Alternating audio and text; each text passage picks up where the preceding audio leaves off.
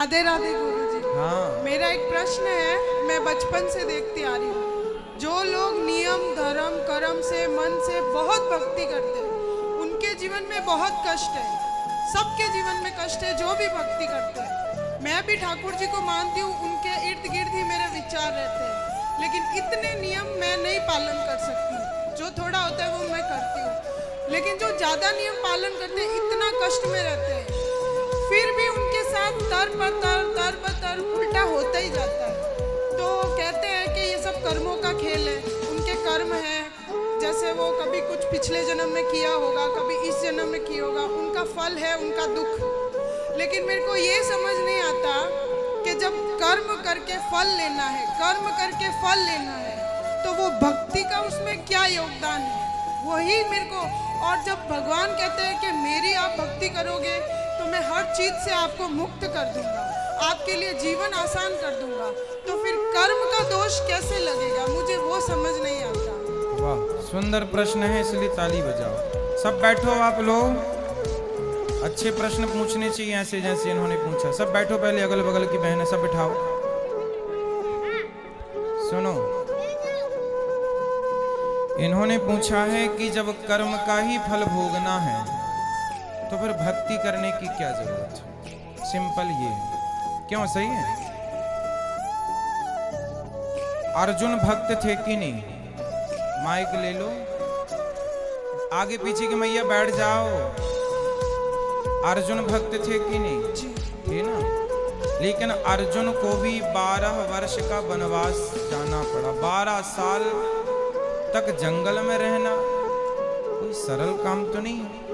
1 साल अज्ञातवास, जंगल में रहना, किसी के दास दासी बन के रहना सरल काम तो नहीं है। जबकि अर्जुन जैसा भक्त कौन होगा?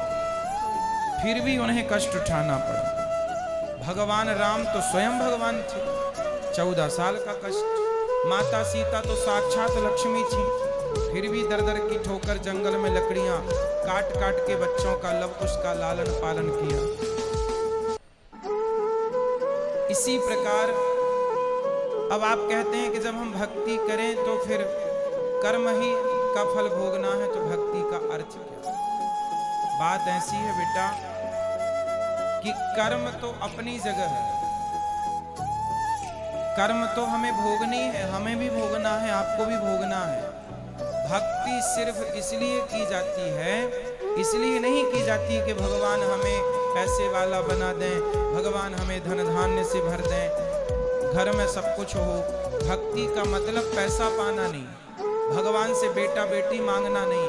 अरे भगवान की भक्ति आपको जो देगी, कोई कर्म में इतनी ताकत नहीं है कि आपको वो दे सके। अब उदाहरण से समझो, विभीषण को लंका का राजा बना दिया, क्या विभीषण का कोई ऐसा कर्म उसे राजा बना सकता था? कर्म अच्छे करता था फिर भी लाते खाता था, रावण लात मार के निकालता था, उसके कर्म का भी उसे दंड मिला। पर भगवान की भक्ति जो की, उस भक्ति का भी फल, कर्मों का फल यदि मिलता है तो भक्ति का फल भी मिलता है। थोड़ा सा देर है। विभीषण को भक्ति का फल मिला। उस कोई व्यक्ति ऐसा कितना कर्म करता कि वो लंका का राजा। भगवान कर्मों के फल को नहीं देखते कि तुमने भक्ति हमारी कितनी की। जब भक्त शरण में चला जाता है तो भगवान भूल जाते हैं कि कितना बड़ा पापी और पतित है, उठा करके राज सिंहासन पर बिठा देते हैं। दूसरा, सुग्रीव भी लाते खाता था भाई की, दर दर की ठोकर खाता था, उठा के बिठा दिया। तो भगवान बेटा, भगवान जो दे सकते हैं कोई नहीं। इसलिए गलती हम लोगों की है कि हम उम्मीद क्या करते हैं, हे भगवान हम तुम्हारे इतने बड़े भक्त हैं, तुमने हमें बेटा भी नहीं दिया। हे भगवान हम तुम्हारे इतने बड़े भक्त हैं, रहने को घर भी नहीं दिया। हे भगवान तुम्हारे हम इतने बड़े भक्त हैं, हमारा पति नहीं सुनता, बेटा नहीं सुनता। भगवान की भक्ति का मतलब ये नहीं कि तुम्हारा बेटा सुने, तुम्हारी बेटी सुने, तुम्हारा घर बन जाए। जो भाग्य, सुदामा ने सारी जिंदगी गरीबी देखी है, क्या सुदामा से बड़े भक्त आप और हम हैं? क्या हो सकते हैं? नहीं। लेकिन सुदामा से ज्यादा हमारी शिकायतें हैं।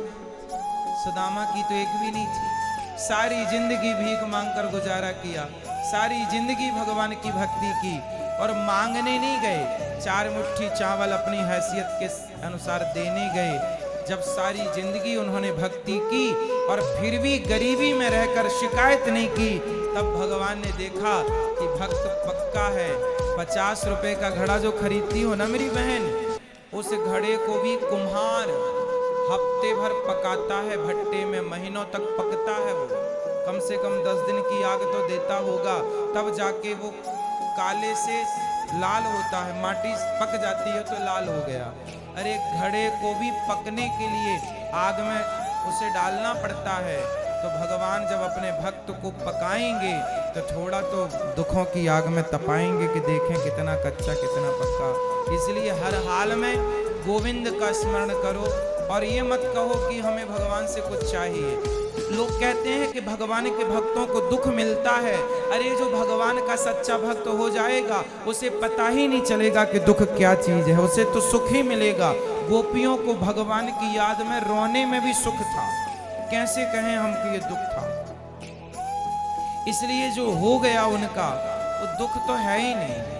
दुख तो वो लोग दुखी हैं जो कोठी बंगलों में रहकर भी जो ईश्वर को भूला पड़ा है वो सब दुखी हैं, और जो ईश्वर की शरण में है याद कर रहे हैं सब सुखी हैं। अब उस सुख को आप दुख मान रहे हैं वो अलग विषय है। इच्छाएं ज्यादा है ना बेटा आपके अंदर, इसलिए वो इच्छाएं आपको दुखी बनाती रहती। इच्छाएं छोड़ के एक बार शरण में चले जाओ, वो कभी ना पाया होगा आपने जो शरण में जाकर के प्राप्त हो जाएगा। एक बार सच्चे होकर जाना।